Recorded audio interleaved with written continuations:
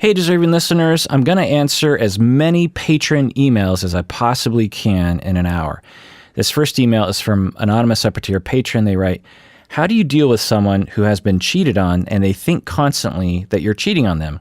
How do you deal with them constantly asking you questions, accusing you of cheating on them? My husband asks me very, very often, every day sometimes. I want to know how to help him deal with it. End of email. Well, I don't know your husband. I don't know why he would do that. Someone would have to assess him.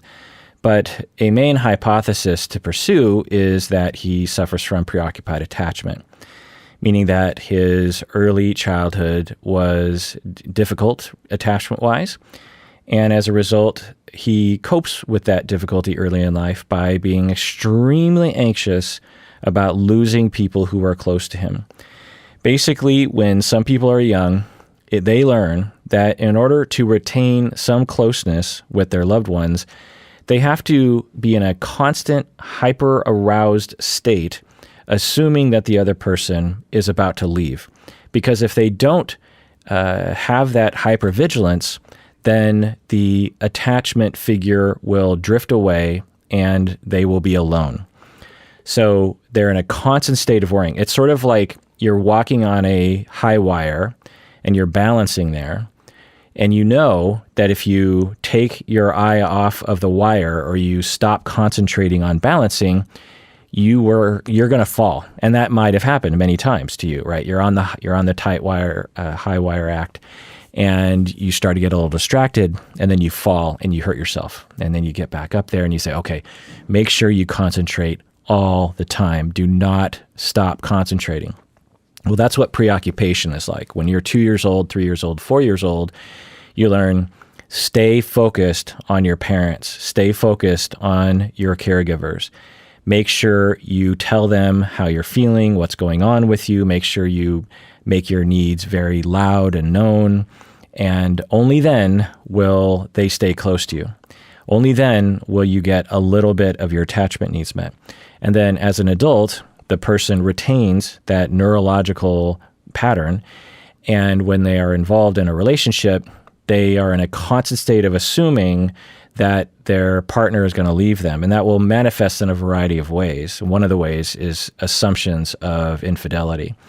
It very much feels like, to the preoccupied person, that infidelity is just around the corner or it's already happening, because it just feels that way because they're terrified. They're terrified of losing people.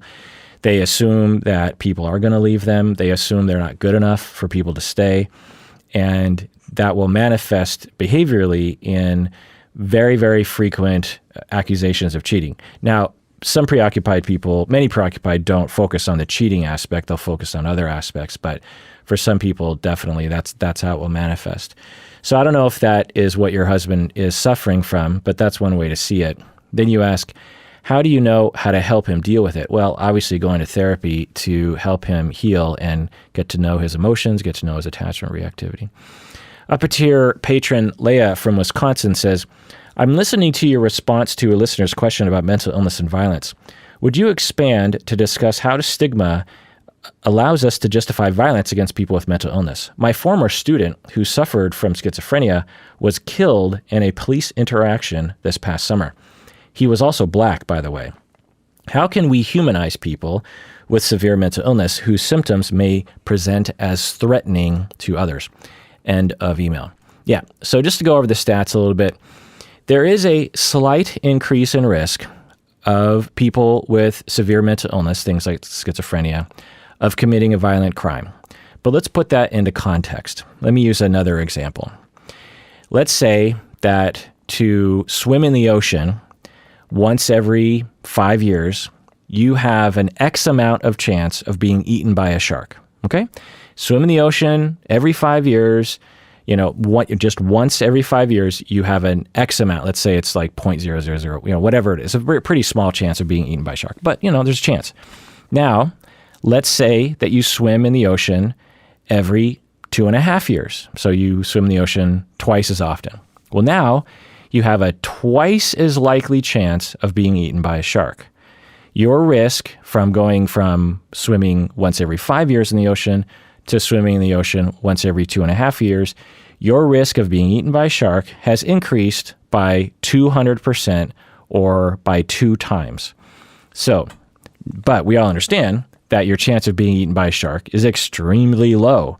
So even though you're swimming in the ocean every 2.5 years, your chance of being eaten by a shark is extremely low, even though it's twice as likely as if compared to if you swam in the ocean half as often. Okay. So most of us understand that's not something to worry about. And even though your risk is greater. Okay. So your risk of being harmed by a violent crime is actually extremely low. Violent crimes are very rare in most societies. And your chance of being harmed by someone who, as a factor of their mental illness or as a cause of their mental illness, they commit a violent crime, it's slightly higher, but it's also extremely unlikely. Okay, so that's one thing to remember. And mostly what we're talking about, again, is psychotic disorders. And I can't remember the exact stat, but it's not very much of a risk factor. So anyway, so let me go on. Now, the overall chance of someone with a mental illness harming you is extremely low. In the same way that swimming in the ocean, the chance of you being eaten by a shark is also extremely low. Now, if you watch a lot of movies in which sharks eat people, you will be terrified in the ocean about being eaten by a shark, right? Some of you may be like that. That's not a rational fear. There's a chance you might be eaten by a shark, but it's extremely unlikely. Now, if you watch a lot of movies in which people with schizophrenia are violent and a lot of news stories focus on people with mental illness as a reason, or they identify the reason why the crime happened as a part of their severe mental illness or autism, which sometimes is pointed to erroneously as well, then the next time you see someone who seems to exhibit psychosis, you're going to be terrified. Not because it's a rational fear, but because that's the way the media has made you feel. So, but the main thing to remember here is that when we take people with psychosis who are treated effectively and have access to proper care, their risk actually goes down to normal. So however likely it is that the average person is of committing a violent crime, when you take someone with schizophrenia and you give them access to treatment and you give them proper treatment and you help them to comply with the treatment, their risk returns to normal. So it's not the schizophrenia that causes the increase in risk. It's the lack of access to care. It's very important to know. So when we're trying to eliminate violent crime in general, and particularly from people who are suffering from schizophrenia, it should not be identifying people with mental illness. That's not the problem. The problem is we need to have politicians allocate funds to pay for wraparound services for these individuals, which will do a lot of wonderful things and reduce crime in general and violent crime as well. Reduce homelessness, reduce drug addiction. We need to put money into the system. There are so many people, whenever politicians or press people talk about how there's a broken system, the system isn't broken, people. There are so many clinicians out there and social workers doing wonderful work. The problem is that those social workers and those clinicians have literally 300 clients on their docket, and there's no way they're going to be able to help all those people or give effective treatment to all those people. So by allocating tax dollars, which is the only way to do it, because no one's going to give to this charity, or no one is giving to this charity, or very few people are giving to this charity. If you allocate the tax dollars to it, then you can increase the workforce by 5-10 times. And then instead of 500 clients on your docket, you have 55, and you could probably do that. Or you have 30, depending on what part of the system you're in. And so that is the solution. If you want to reduce violent crime, and you want to reduce violent crime from people with schizophrenia and other psychotic disorders, one, you want to provide access to care and provide proper treatment, and that means tax dollars, people. Tax dollars. All right, this next email is from anonymous upper tier patron. They write, "When I was in the emergency room in the hospital for self-harm, The staff told me my long-term therapist called to explain my quote-unquote baseline. Is this usual practice to explain one's quote-unquote baseline? When I asked my therapist about it later, he said that the hospital was not supposed to tell me about that. Is that usual practice? End of email. So obviously, I can't comment on your particular situation. I would need a lot more detail. But generally speaking, when therapists are talking about baseline, they're talking about how you are when you are at your most calm, I suppose, or at your lowest symptom level. So if someone came into the ER suffering from suicidality or from self-harm of some sort, and someone called me, they said, so your client just arrived at the ER. Can you give me this person's baseline? What I would tell the hospital is, well, when this person is at sort of cruising speed, if you will, they have, a low level of suicidal thoughts, but they don't usually have a plan. They don't usually think about doing it. They tend to get along well with others. They're functional at their work, sort of their highest level of functioning that they can sustain for an amount of time. That's what I interpret baseline to mean, and that now someone else might use baseline in a different way. But that's an interesting detail to know for a hospital, because if someone's baseline is highly symptomatic, then the hospital needs to know that, because they need to know what they're capable of achieving with someone when they come in the hospital.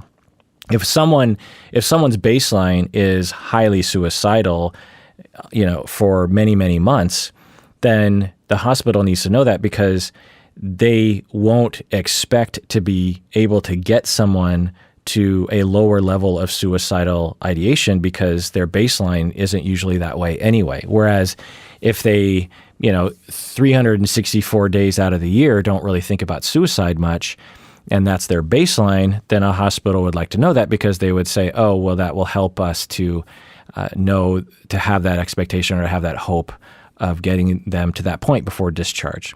Now, of course, there's a lot of other conversation that happens beyond just quote unquote baseline. And then you say that when you asked your therapist about it later, your therapist said that the hospital was not supposed to tell you about that. Well, I don't know. I would ask your therapist about that and just say, why were they not supposed to tell me? Are you concerned about what you guys talked about? Whenever I've learned this the hard way. Let me tell you a story. Let me back up even further. So it's very common practice for clinicians in my field to confer, to consult, to talk about a shared patient or a shared client. So if I have an individual client and that individual client is seeing another therapist for couples therapy, it would be normal for me and the couples therapist to talk about the clients for a number of reasons. One, to coordinate services, but also just to have, two heads are better than one is sort of the thing. And so to consult is norm. And it's also considered best practice. To not consult, for a hospital not to call your therapist, is kind of neglectful, because there might be some important details that your ongoing therapist can provide the hospital that you would really need to know as a hospital. So in some ways, you could consider it a neglect for your clinicians not to discuss with each other. Okay. So when I had a couple, this was years and years ago, I was treating a couple, and I consulted with one of the partner's individual therapists. And this therapist was actually a past supervisee, a friend of mine, actually. And so her and I talked, me and the other therapist, about the client. And then the next session with the couple, I spoke with one of the member that we talked about, and I said, so by the way, me and your therapist, we consulted about you so that we could coordinate care. And the client, he said, wait, what? And the client normally is his baseline, if you will, is pretty trusting and not usually very complicated as a client. But in this instance, he was really triggered by this. He says to me, Well, what do you mean you talked with her? You talked with my individual therapist? And of course, we had a release of information. We had talked with him, I thought, sufficiently about what we were going to talk about. We had him sign the forms, the whole thing. But it felt like it came out of the blue to him. But anyway, so he says to me, well, what did you talk about? And I said, oh, well, just the normal stuff. We just talked about what was going on with you guys, the two of you, and we talked about your individual therapy, and we talked about how we could best help you. And well, I don't understand. Like, how come? How what are all the details? I need to know everything you talked about. And it was in that moment that I realized that when two clinicians talk about a client, it runs the risk of making the client feel as though people are talking behind their back in a negative way, which doesn't usually happen among clinicians. Clinicians are usually either neutral or positive about their clients. But a lot of us have traumas around being talked about behind our backs in a negative way, particularly if it happened in your family.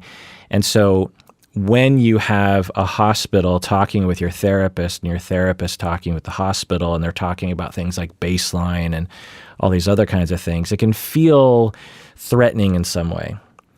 It isn't likely a threat, is the thing. It's usually a very dry, boring conversation between two clinicians, usually just checking in with each other to make sure that there's not any massive detail that needs to be shared. And usually there aren't massive details that need to be shared. So anyway, but I don't know your situation, patron. Obviously, I would talk with your therapist about it. And if you feel like some trust was broken there, process that, really get into that with your therapist. All right, this next email is from anonymous upper tier patron. They write, my fiance and I are planning on getting married as soon as possible, and I don't want to invite my parents. We made this decision because my mom's extremely hurtful behavior towards me has been throughout my life.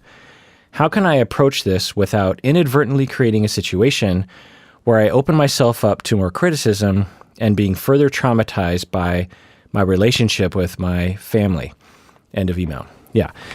So a lot of people ask me questions along these lines, and the very sort of standard answer I have to this is figure out what your goal is, go to therapy, and enact the plan. It's a campaign that you go on. Now, most people in this situation, because they're abused and they're in survival mode, tend to be reactive instead of proactive. Not because there's anything wrong with them, but because trauma tends to do that. People who are traumatized are made to feel like they're supposed to please others, that they don't have rights, that they might not even know what they want because they weren't given a chance to really know, what do I want? What are my rights? What are my boundaries? All that kind of thing. I was raised pretty well and have never thought I didn't want to invite my parents. So it's hard for me to relate. But ironically, because my parents raised me well, I would have no problem telling someone in my life to hit the bricks. And I frequently do. It's one of the tragedies of being raised in an abusive way, which is that not only were you mistreated, which is terrible, but because of the mistreatment, you now have a really hard time saying no to people who are mistreating you because you think, well, I don't deserve any better, or I don't even know what I want, or I don't feel confident enough to carry this out, or I'm literally so terrified that I'd rather appease the abuser than push back on them. Yeah, there's various different reasons. So obviously going to therapy is a big part of that. And then figuring out what your overall goal is with your parents. You don't want your parents to come to your wedding. I don't know, but I'm guessing if I talked with you, patron, you would say you wouldn't want your parents involved in your life much at all. And if that's the case, and you might actually, so I've worked with people for 5 years before they can admit that. In the beginning of treatment, I'll say, how much do you want your parents in your life? And it'll be a very complicated question for them to answer. 5 years of therapy and building up the self and me providing a secure attachment, they're able to answer that question very confidently. Oh, If I had it my way, I would never see my parents again. I would love to have a wonderful relationship with my parents, but I know that will never happen. And I've tried to engineer that with my parents, and it never worked. So, yeah, if given the reality of the situation, I would be fine if I never talked to them again. And once we establish that, then we can go on a campaign to make that happen. So you ask, patron, how can I approach this situation? How can I uninvite my parents to my wedding without, as you're saying, inadvertently creating a situation? Well, you're going to create a situation. And then you say, where I open myself up to more criticism. You're going to be criticized. And so you need to have a campaign, an approach to this whole situation such that when the criticism comes and when their attempts to traumatize you emerge, you have a whole system in place because you know what's going to happen, or you know the likelihood is there. And you need a very robust system of therapy, support people, plan, contingencies, boundaries, communications, and not just to your parents, but to people they could triangulate into the situation. And you deserve that. You deserve to live a life where you're not being re-traumatized. All right, this next email from anonymous upper tier patron, they write, I was always a straight A student until I got to medical college when everything started to crumble for me. I started having awful anxiety, nausea, and sometimes even chest pain and puking before my oral exams. Days before the exam, I can't eat, sleep, or study. This resulted in me avoiding exams and significantly prolonging my studies. Since I realized my mental health is my personal responsibility, I started CBT therapy, which keeps me going. But even after years of therapy, I still have significant issues. On the other hand, I don't think it's just me. Many students attending the same college told me throughout the years they have similar issues and have many prolonged their studies as well. There is only one mental health professional for 2,000 students, and many students don't even know she exists. End of email. All right. Well, I'm sorry you're going through that. Yeah, test anxiety or school anxiety can be very debilitating, and it's really no joke. And you're talking about it: nausea, chest pain, puking, can't eat, can't sleep, can't study. That's common. And as a professor, I have had students who are like that. On the plus side, at my university, we have very few tests because tests empirically are not associated with skill as a clinician. So why would you use a teaching style that has no connection with actually improving outcomes for your trainees? So we have people write a lot of papers, which gets at the education a little bit better. But anyway, my point is that I have had students who have suffered from debilitating school anxiety, and I've worked with them, pretty closely. A good number of them drop out of the university because it can be very, very debilitating, as you know. And I'm glad you're going to therapy. That's great. You're going to CBT therapy. But I wonder if the problem isn't bigger than that. CBT therapy, cognitive therapy, and behavioral therapy can be helpful for sure. And it is the first thing you should try when you suffer from anxiety like this. Working on the cognitions as you head into the oral exam, like, I'm going to fail and my life is going to be over, really challenging those automatic thoughts. The sort of behaviors you involve yourself in, these, certain kinds of things you can do in preparation for it. But to fully address your anxiety, CBT therapy, or at least the kind of CBT therapy you're getting, might not be sufficient. When people suffer from anxiety, when they're treated right, anxiety usually reduces. Now, if you're kind of prone to anxiety, such as I am, you're never going to get rid of it entirely. But I'll just take me, for example. I have essentially treated myself. I've gone to therapy, obviously, over the years and talked about my anxiety. But most of my recovery from my anxiety is self-imposed. I'm a therapist, and so I know how to treat people, and I just do it to myself. Whether it's cognitive therapy or narrative therapy or interpersonal therapy or attachment-based therapy or exposure therapy, I do all these things to myself. And yet I still have occasional anxiety. or a sort of low-level buzz of anxiety throughout my life. And even though you've gone to therapy, which is great, it might not be enough time. It might not be the right clinician. It might not be the right style. You might have significant traumas in your life that need to be really recovered from. It might take a lot of time. There might be childhood issues that you're dealing with. When people have anxiety regarding school, usually it has its roots in one's childhood. For various, there's various different vectors that can lead there. But so what I would encourage you to do is keep going to therapy, maybe find a different therapist, maybe ask your therapist, hey, I'm still suffering quite a bit here. The other thing is it might just take time. I don't know how long of a therapy stint you've had, but it wouldn't be uncommon that it might take 5 years. I've talked with clients around this sort of thing weekly for 3 or 4 years and experienced 50% reduction in symptoms. It can take a long time. So, I don't know exactly the situation, but I would stick it out. Now, the other thing you bring up here is, that it's not just you, and that many, many students are experiencing the same sort of anxiety that you are. Yeah, it's a common issue. One, anxiety is common. Two, school pressure is common.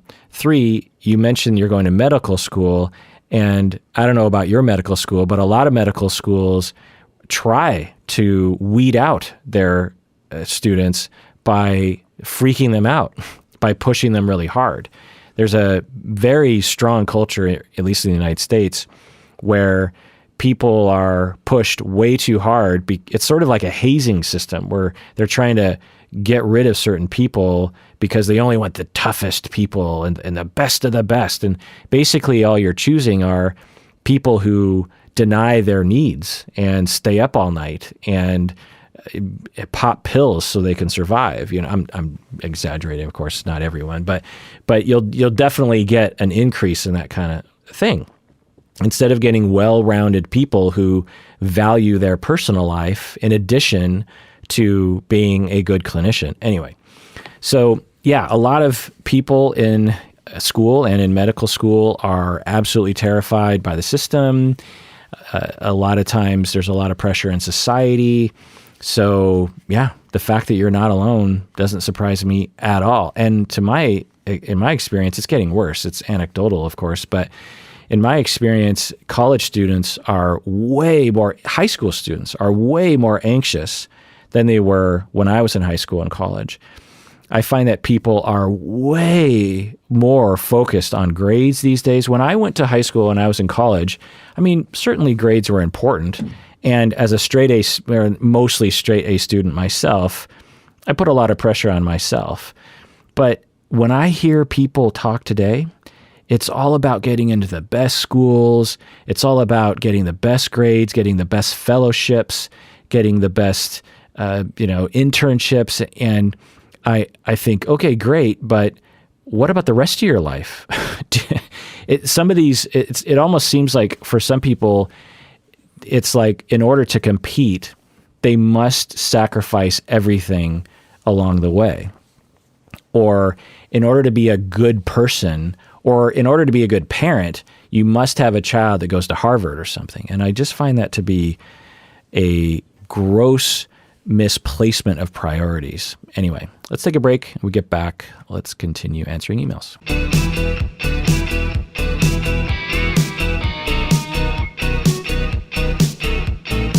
All right, we're back from the break. Upper tier patron Jess, they write, my cat died and I feel horribly guilty because on the advice of my vet, I chose to have him euthanized, and now I can't stop thinking that I betrayed my cat and that he could have had more good days ahead of him.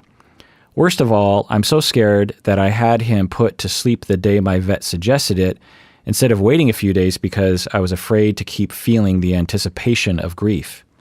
Anyway, I just really miss him. I don't know what my question is, except the grief feels like it will swallow me whole and I'm scared of it. It has only been a few days, though. How long am I going to feel this awful? I see my therapist on Zoom on Wednesday. I kind of miss being a Vulcan who didn't have emotions. End of email. Yeah. It's awful. To euthanize your pet is one of the most awful emotional experiences you can have. And I've been there. I've been exactly in your position, Jess. My cat would have been, was it about 3 or 4 years ago? On Valentine's Day, I had been knowing that he was sick for a while.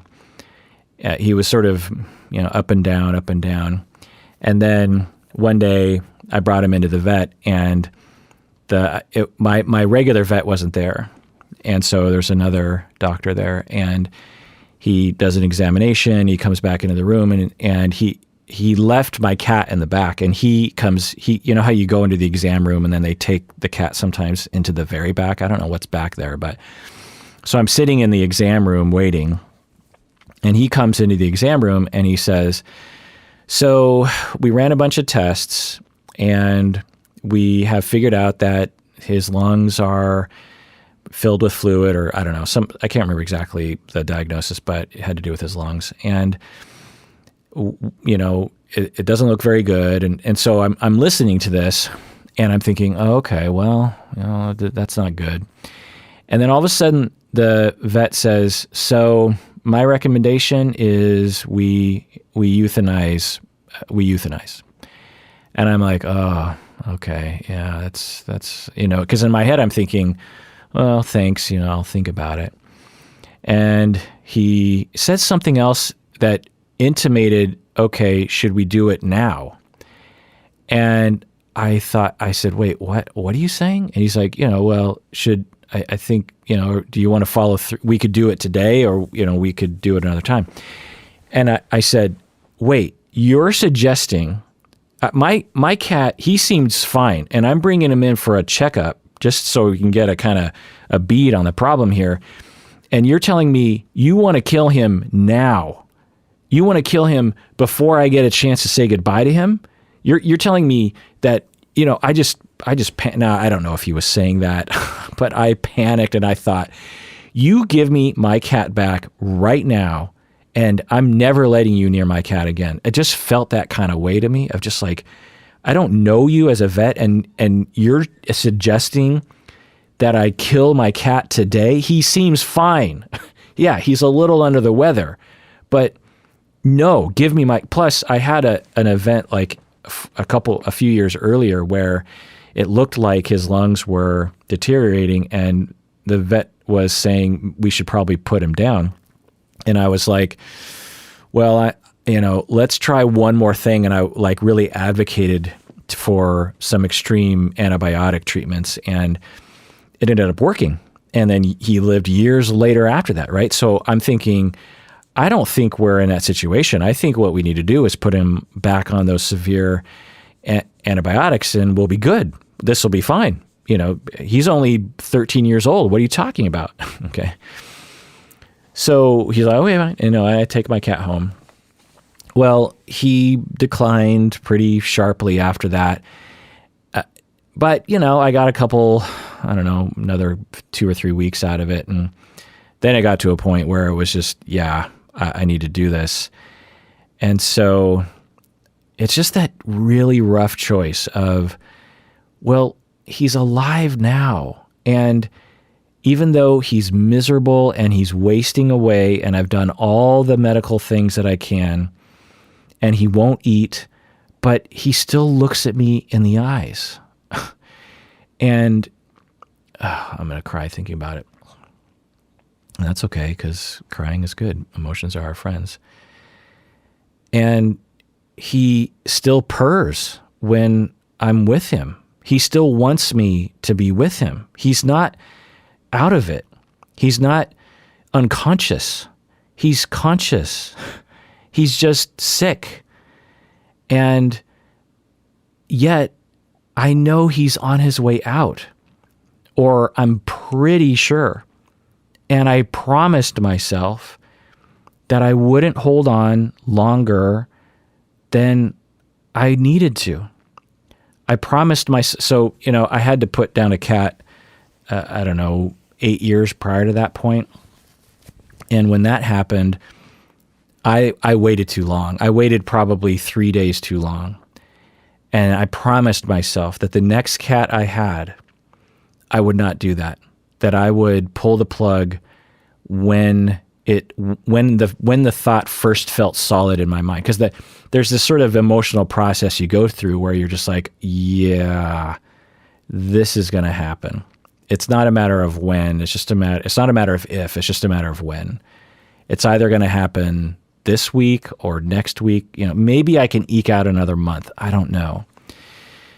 And I let myself hold on a little longer. And when I look back at that cat that I had to euthanize, he was barely conscious. He probably would have died an hour later if I hadn't, called the vet.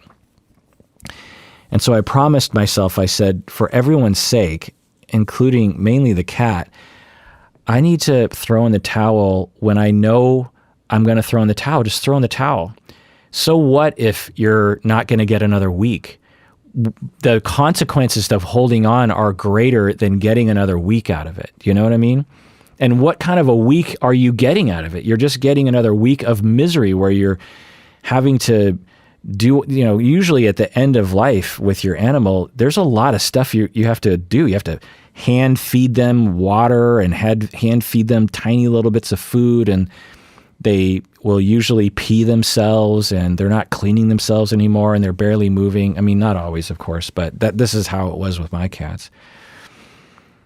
So I brought my cat home and he lasted a little longer, and I probably waited a day too long, but I brought him in and I had him, put down, and I cried like I've maybe never cried. It was an awful, awful, awful decision. And it's just an awful place to be put in as a creature, because it's such a weird position to be in. I mean, even with humans, what usually happens is, and sometimes we have to make this call with humans too, by the way, but other times it just means there's other things that people do. I don't want to get into that, but my point is that it's really rough to lose a pet. It is incredibly painful. But then to have it compounded with, you were the one that made the choice to end that loved one's life. It was completely in your hands. And it's your responsibility to make that choice. That is rough. That is rough. And so, Jess, when you say you really miss him, yeah, we all miss our pets. And then you say, I don't know, if I made the right choice. And yeah, we never know. The 2 cats that I've had to put down in the past 10 years, maybe I made the wrong choice. I don't know. We have to make these like pros and cons kinds of decisions of like, well, maybe, who knows, if I wait a few days, maybe it'll turn around. Maybe a miracle will happen. Things happen sometimes. That's what miracles happen. Sure. Like with my cat that I had to put down more recently, he was for sure going to die. And I thought, yep, I'm going to have to put him down. They did an x-ray on his lungs and they were like completely filled with something. And they thought it was like cancer or something. They thought it was scar tissue or something. They're just like, yeah, there's no coming back from this. And yet I said, probably stupidly on a certain level, I was like, no, we're going to go for it. And then he lived another 4 years.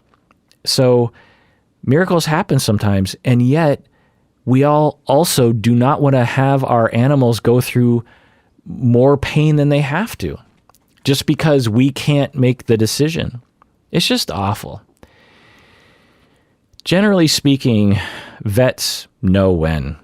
Vets really generally care about animals, and they're not going to say, let's euthanize, if they don't think there's a chance. Vets usually, when they're like, yeah, it's either going to be now or a month from now, maybe 3 months from now. But do you really want to roll the dice on a 5% chance? There's like a 70% chance that this animal is going to die very soon, and it's not going to be pretty. It's going to be real painful and real ugly for that animal. So, what benefit do you get out of waiting? And so you do it, and you make that choice. And then for you, Jess, you're just like, you feel guilty because you were like, well, okay, fine, let's do it now, because if I bring my cat home, I'm just going to be sitting there at home going, oh my God, it's going to happen. And for your own sake, you thought, let's just do it now and get it over with. And I think there's a lot of wisdom to that. So, your vet told you that it was time. And I don't know, but it was probably time. And you probably did make the right choice. And were there more purrs that could have happened between you and the cat? Were there more eye contact and petting and, nice moments you could have had with the cat? Maybe. But there's just nothing you can do about making that choice. It just has to happen. And it's awful. And I wish there was some other way where there was like a team of vets that just said, it's time, and we have made the choice. And even though you're the owner of the cat, we have made that choice. And so you don't have to I wish that for myself. I wish, well, what I wish is that I actually have a song about cats living forever. I have a song where I talk about one of the cruel things in life is that dogs and cats don't live very long lives. It's just one of the cruel things about nature. Or that we live a long time. Maybe that's the cruel thing. It's like we live so long that we can literally go through dozens of pets in our lifetime. Why can't dogs and cats live longer? It's so unfair to them and to us to have to make that choice. It's just really awful. So you asked Jess, how long are you going to feel this awful? Well, it's grief, my friend. And you'll feel as awful as it is awful. And I wish too that I was a Vulcan as well and that I didn't have any emotions, but we have emotions, and that's just how it is. Wow, this next email is very apropos. Patron Simon from Ireland wrote in and said, I recently worked up the courage to listen to your pet grief podcast. So I did an episode on the grief of losing your pets. While upsetting, it was incredibly validating to hear, and I just wanted to say thank you. So, chiming in here, I recorded that pet grief episode after my dog died last year. I think that's when I recorded that episode. She died traumatically. She had a seizure disorder for years and went to the hospital. We took her to the hospital all the time when she would have seizures. And we would leave her there overnight sometimes. And she'd come home and she'd be kind of weird and groggy for a bit, but then she'd be fine. And then routine thing, took her to the hospital, and they called one day and just said, oh, we're sorry to tell you that your dog died. And that was, I wanted to have an investigation. I was like, how did this happen? Anyway, so listen to that whole episode. But anyway, while upsetting, it was incredibly validating to hear, and I just wanted to say thank you. I recently lost my dog Rosa a few months ago through a horrendous set of circumstances and have been struggling greatly with it. She was a tiny Chihuahua, and as I was coming down the stairs, I wasn't watching where I was going, and she got under my foot and she died. Oh my God. Let me read it. So she was a tiny Chihuahua, and as I was coming down the stairs, I wasn't watching where I was going, and she got under my foot and she died. When it happened, I knew straight away that she was gone. I'm doing better now, but the circumstances still sticks with me, and I feel tremendous guilt at the way she died. Coming back into work, I was telling my coworkers about what happened when one of them said, "Oh, you squished her." I asked him not to say that again, and lo and behold, he said it again. I flipped out at him, telling him to go fuck himself, and was summarily reprimanded at work by a disciplinary committee. I nearly lost my job because of it. It got me thinking about how society deals with grief and the nature of traumatic grief. I've recently started training in counseling and psychotherapy as a result of this happening, and to try to make some meaning from all this. End of email. So, patron Simon from Ireland, I am just so sorry. And I remember my wife, Stacy, read this email and she said she cried a lot. I remember you emailed this a while ago. I remember her telling me about that she read this email and she just said she cried and cried because she really loves animals too. And wow, patron Simon, that is just so terrible. I mean, that happens all the time. Your animals, it's like they don't understand how our feet work or something, and they just get right underneath our feet. Now, normally, we just stomp on their foot or something, and they yowl, and you feel terrible, or they trip you, and you go flying. But you stepped on your tiny chihuahua in such a way that the dog died. That is just so terrible. I'm so sorry to hear that.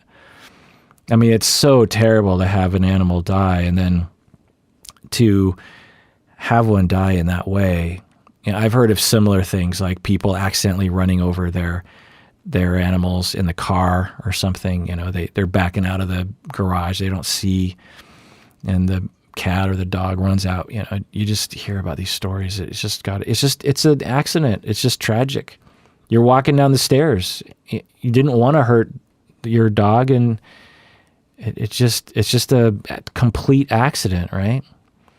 And then you're grieving and you go back to work and you tell one of your coworkers what happens and they say, "Oh, you squished her." What the fuck, dude? What the fuck? And then you say, "Hey, don't say that again." They say it again. And then you tell him to go fuck himself, which honestly, if it was me, I'd put his head under my foot and I'd squish his head. Let me show you, what happened, I don't know. Yeah. If someone, God, what kind of an idiot says that? And you were completely justified in telling him to go fuck himself. In fact, you are play this to your work, your disciplinary committee at work, or better yet, have them I will write a letter for you and say, as a clinician, I endorse your behavior, and that coworker definitely needs to go fuck himself, and the disciplinary committee needs to go fuck themselves too. How in the world is it not justified to tell someone to go fuck themselves when they're essentially making a joke or they're making light of this terribly tragic event? Okay, fine. You don't understand how much pets mean to people. You're one of those people. You're one of those monsters that don't like pets. I don't want to say that. There's probably some of you that don't have pets, but honestly, anyway, my parents don't have pets. I think it's a generational thing too. Anyway, point is that you deserved to be angry in that moment. You deserved to tell someone to go to hell. You did not deserve to be disciplined and nearly fired because of it. But bottom line is you lost your dog, and I'm just so sorry about that. These kinds of stories are happening all the time, and I'm quite sure there are thousands of people listening right now who are relating to you, Patron Simon and Patron Jess, that there's so many people just being like, yep, I've been there with the euthanasia. Oh, I've been there with the accidents. Yep, I've been there with one of my pets who suddenly died. And yep, I've been there when I tell people about it and they don't seem to care. It's like, oh, we'll just get another Chihuahua. Well, whatever. Oh, your wife died? Oh, just go on Tinder, just replace her. That'll be fine. Like what? Who are you? Pull your head out of your ass, people. Like, is it hard to imagine that people can become attached to their pets? I mean, is that a foreign idea? Have we not had pets literally for centuries and millennia? Like, the notion of being attached to domesticated animals shouldn't be foreign to people. The Egyptians did it, for crying out loud. It's not a new thing. It's the Kardashians didn't invent being attached to your animals. So what's wrong with you that you can't understand that people would be attached to their animals? Ugh. But yeah, I'm really sorry for you, Jess. I'm sorry for myself. I'm sorry for you, Simon. I'm sorry for all you listening right now. Let's all collectively grieve the animals that have died and the animals that probably will. The animals that are in your house right now, hard to think about. We'll probably outlive them. And my God, when I think about that. But it's real. And without them, where would life be? Without their love and their fun things and their poops and their throw-ups. My cat, one of my cats is pretty sick, or I don't know what's wrong. She's old. She literally, so if you heard her meowing earlier in the episode, she gets in these kind of states where she's real, I don't know, I think she doesn't feel good, her stomach doesn't feel good, and she just meows at me thinking I can solve it somehow. And I can't. And she, because of her stomach problems, she puked everywhere, and she pooped outside of her litter box. She pooped right next to me. two little nuggets, and I saw one of them, and so I paused the podcast and I disposed of one of them. But there was one that was sort of hidden, and while I was recording, I kept smelling it. And I was like, golly, that one little poop really left a mark in my office. I threw it away like 15 minutes ago, and then I looked over and, oh, no, there's another nugget there, and I got rid of that guy. And yeah, she's not doing well. But, it's probably once every 2 weeks she goes through one of these kind of episodes, and then she bounces back and everything's fine. She's a tough old lady. But, that time probably is somewhere in the future. And so let's all do two things before adjourning today. One, let's all love our animals and appreciate who they are. Let's do three things. The second thing is let's all grieve together, because we all understand each other through this grief, right? And the third thing we're all going to collectively do is I want you to say out loud as you're listening to this, or under your breath, in case you're in public, to tell Patron Simon's coworker to go fuck himself. Ready? 1, 2, 3. Go fuck yourself.